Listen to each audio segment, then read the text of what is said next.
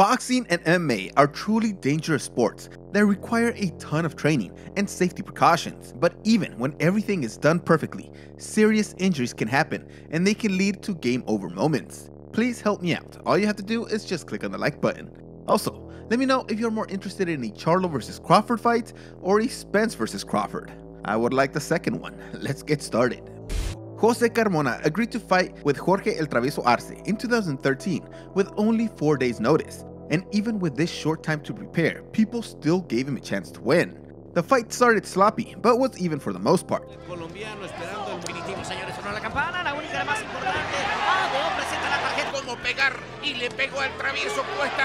Eventually, the training advantage was shown as Arce started taking control of the fight and started to really punish Carmona until the 8th round, where he knocked him out.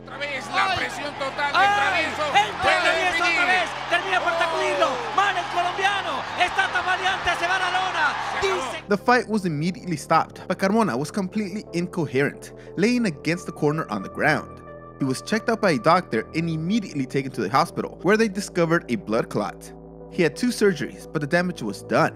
He had suffered severe brain damage and would need assistance for the rest of his life, and his father is the man who has taken care of him since that terrible night.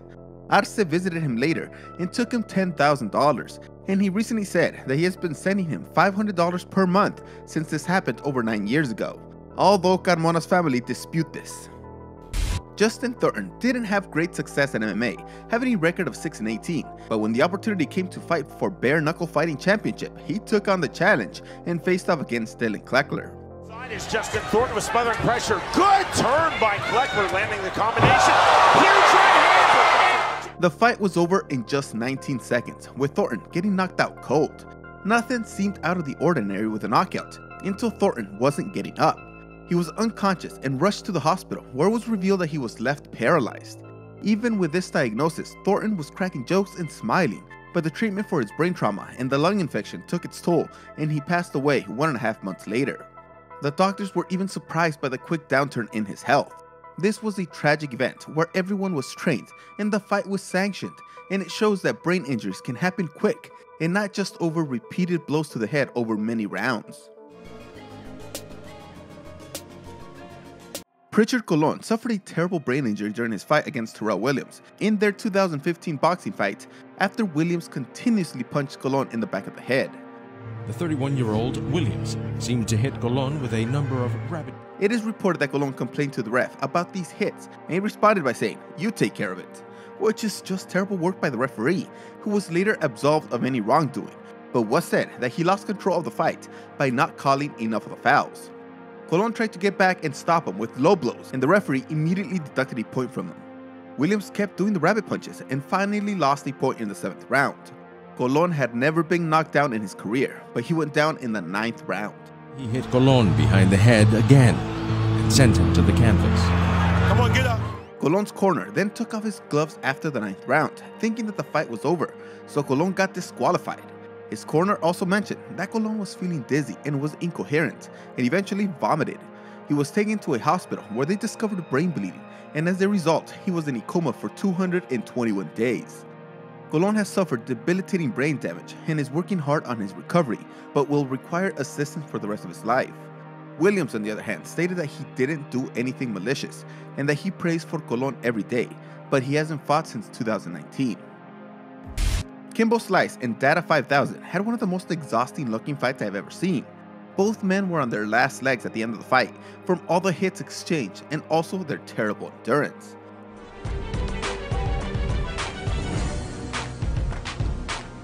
But by the end of the 3rd round, Data fell to the ground, completely exhausted, and stayed there.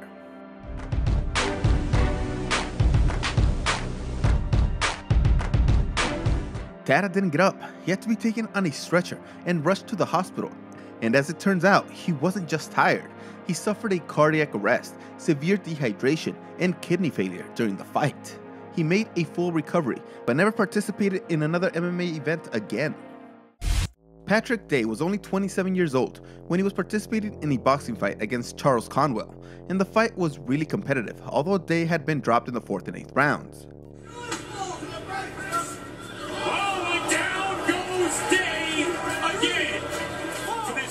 In the 10th round is where everything changed, as Conwell landed a combination that ended with Patrick Day getting knocked out and slamming the back of his head against the canvas. Day never regained consciousness, as he was immediately surrounded by medical personnel and taken to the hospital, where he suffered a seizure and fell into a coma before getting emergency surgery. Although everything was done to save his life, he unfortunately didn't make it and died 4 days after the fight. Conwell felt extremely guilty and wrote an open letter saying that he wishes he could take it back and replays the fight over and over again, and he wished that he could have done something different.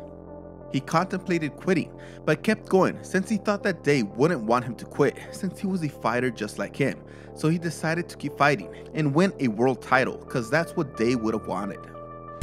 Cyborg Santos was a pretty terrifying MMA fighter, ending his career with a professional record of 32 wins and 18 losses, although he planned to fight at least 10 more times before that fateful fight against Michael Venom Page back in 2016.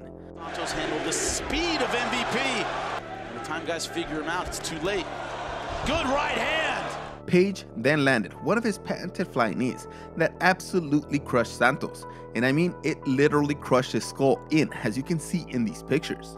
So just about everything you need in a fight you lose off the liver shot. It can come back. Beautiful. Runs into the jump knee and it's over.